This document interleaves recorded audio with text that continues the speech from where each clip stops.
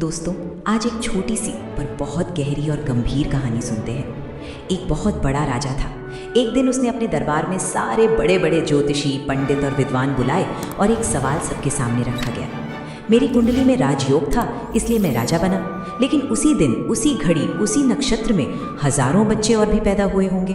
फिर वे राजा क्यों नहीं बने? ये फर्क आया कहाँ से? पूरे दरबार में सन्नाटा छा गया।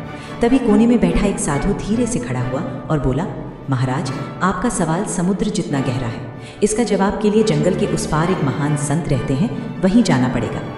राजा ने घोड़ा तैयार करवाया और अकेला जंगल की ओर निकल पड़ा। घने जंगल में पहुंचा तो देखा एक सिद्ध पुरुष और मुंह में गरम गरम अंगारे डालकर चबा रहा है। राजा का कलेजा मुंह को आ गया, फिर भी साहस करके उसने सवाल दोहराया।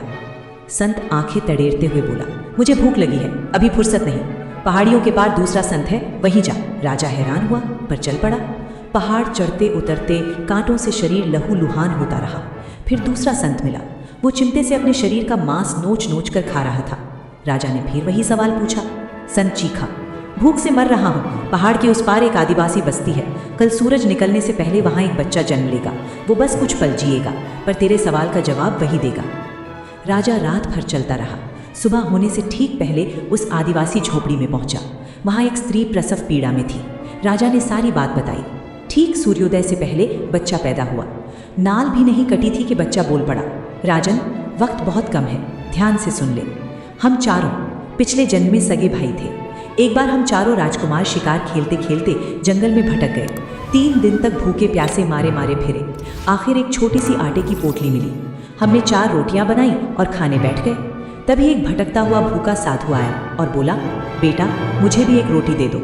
पहले भाई, जो आज अंगारे खा रहा है, उसने गुस्से में कहा, तेरे लिए दूं तो मैं जलते कोयले खाऊं। दूसरे भाई, जो आज अपना मांस नोच रहा है, उसने कहा, तेरे लिए दूं तो मैं अपना मांस काट काट कर खाऊं। तीसरे भाई, यानी मैंने कहा, तेरे लिए दूं तो मैं भूख से मर जाऊं। पर तूने अपनी रोटी आधी कर दी और हंसते हुए साधु को दे दी। साधु ने आशीर्वाद दिया, तेरे कर्म ही तेरी कुंडली बनेंगे। उसी एक कर्म की वजह से आज तू राजा है। पहला भाई आज अंगारे खा रहा है, दूसरा अपना मांस, और मैं इस जन्म में सिर्फ कुछ पल जी रहा हूँ। राजन, एक ही पेड़ पर सैकड़ों फूल एक साथ खिलते हैं, पर हर फूल का फल, रंग और स्वाद अलग होता है। कुंडली तो बीज है, कर्म ही खाद और पानी है। जैसा कर्म वैसा भाग्य। इतना कहते ही बच्चे ने आंखें बंद कर ली। राजा पत्थर सा खड़ा रह गया। महल लौटा तो उसने अपनी सारी संपत्ति गरीबों में दान कर दी और खुद साधु बन गया।